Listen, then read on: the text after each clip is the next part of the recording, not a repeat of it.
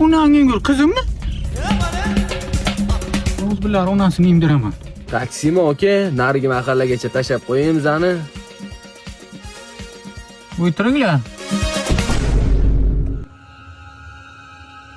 Kim bu? Kim kerak, boboy? Qizim bo'la. Bu siz yigitdingiz, ha? Yo'q, просто tanishim. Tushunarli. Bo'lmasa ketdik Makkapoyanikiga. Nima qilamiz Makkapoyada? Bu yoqda odam o'zi hech kim bilmaydi-da.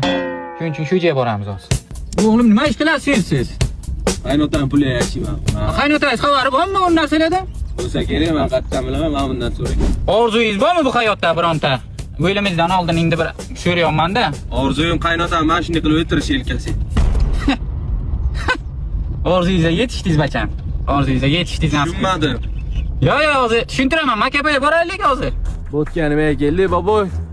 Hech kim ko'rmaydi-da bu yerda, shuning uchun keldik bu yerga. Va shu yuzdan ketyapsiz, boboy. Mana shu kishi mani dadam. Endi yetib bordimi? Asalim? O'ycha tashlamaysiz?